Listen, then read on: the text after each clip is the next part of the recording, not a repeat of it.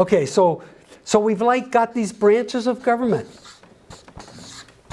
And they're all taken right now. We got the Congress, okay, that's a Republican, okay, and we got the Senate and the House and the President and the Supreme Court, the whole thing.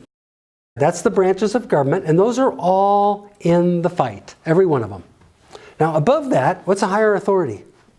We the people. Well, okay, yeah, you're right. So, okay, first, I'm going to write the Constitution. The Constitution is a higher authority, so we keep trying to get up to the Constitution, but you're beat up there. They beat you. There's a we the corporations, they already beat you. Yeah. And most people think in terms of the people down here.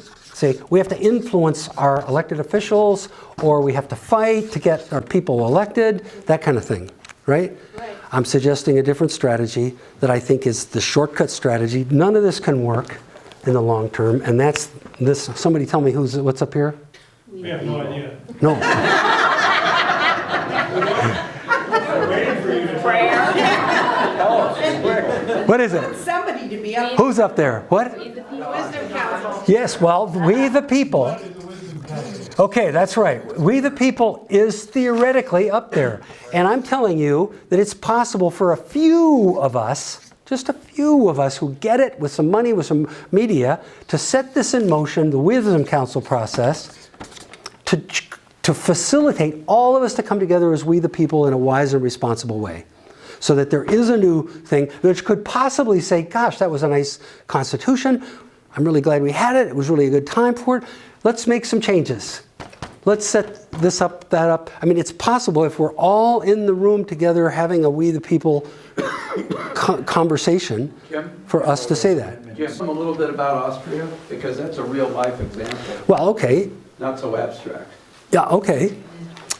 Okay, I came up with a book in 2002, which is now 15 years ago. And I did some seminars in Frankfurt. And a guy named, you're going to laugh in a minute, a guy named Manfred Hellriegel of the Department of Future-Related Issues Oh, wow. in Austria. Right? He came to the seminar, and he said, cool. Then he came back again. He said, cool. And he came back a third time with 8 people. Said, we're going to do this. And because he's been working in the field of citizen involvement for a long time and tried just darn everything. And so he said, we're going to try that. So he made it available to the mayors to choose to do this. Now he's doing it through government. We've never had that in the US before. And in fact, we might not have it here in Spokane, but we might be able to do it in another way. But anyway, so they used it in this community and that community, and Wolfert and Homens and Brigands and yeah, lots of different places. And it works so well that the state elected leaders said, how come we can't have that too? So they started using it at the state level. And now 2 states of Austria, there's 9, have modified their constitution to include the Wisdom Council process. And what they've done is they've done it in an even cooler way than I had ever imagined. The way they do it is there's 3 ways. The governor gets to say the topic. I guess they do it twice a year, and the governor gets to say a topic, and then the parliament gets to say a topic, but the 4 parties rotate. So they have 4 parties, they put it in the Constitution unanimously, and they rotate who gets to pick the topic. And they also have a system of 5,000 signatures can be an initiative, but 1,000 signatures, you get 1,000 signatures, and the state will sponsor a Wisdom Council on your topic. Wow. Is that cool? Yeah, that's very cool. So let me get this correct. The state then goes out and selects the people randomly, and they have a dynamic facilitator that sits the people down in the room. Here's the issue that the parliament or the president has selected at this moment, and we're going to get to work on it. The dynamic facilitator does this thing, and we come up with some sort of They come up with a unity, they present it. Sometimes you can watch it on the web. I've watched it a couple times, where they present in German, by the way. And then, but the Parliament shuts down in the Friday afternoon. Just in the afternoon, they all move into the lobby and they have tables set up, and the whole Parliament sits at tables together in a way that they don't normally, and then the citizens walk on stage and they share their unity. And then the Parliament is kind of oriented toward the Parliament. It's not really oriented to the people. But the Parliament then talks in a way they just they never could before. And what they've discovered is that they'll pick an issue like refugees.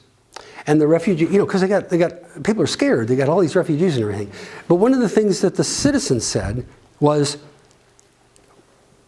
"Look, we're afraid too. We don't want to have our way of life taken down. We don't want to have terrorist acts and so forth. But more important is these people are really, really needy, and we can help them. And we need to get marginalized to help them." And the legislators all said, "I could not have said that. I could not have said that."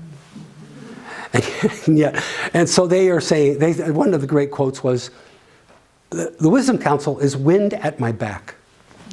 I'm still a little unclear what the tactic is where we make this kind of end run around a really entrenched system.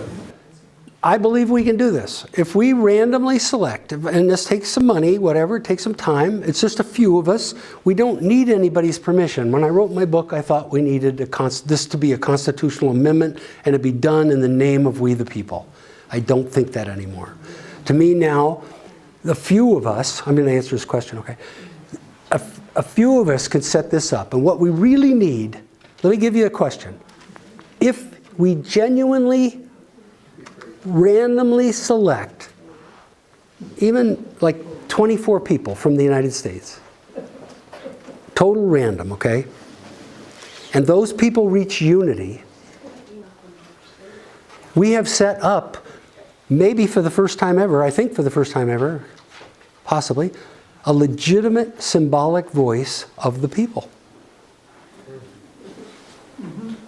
How do we get anybody to listen? Well, what we need is, we need some media support. It'd be really nice to have a crisis. It'd be really nice. In other words, this is a way, we have to do some kind of normal selling, I guess, whatever, but we need people to pay attention, and my hope is they would pay more attention the next time and more attention the time after that, and like that. But we could create, for the first time ever, well, at least since the founding, a legitimate voice of the people. And if, in fact, we had most everybody saying yes to it, it's actually a legitimate voice of we the people. In other words, it could say, all of us could say, oh, let's not have the Supreme Court evaluate based on what the old Constitution was. Let's have them evaluate based on what we're coming up with now. What's the will of the people today? I mean, we could make simple, common sense thoughts like that, which now seem outrageous, but they're all, it seems to me it's a slant, this is possible. The millions of dollars, the multi-million, the billions of dollars that goes into the fight, we just need a few millions of those and we can do this.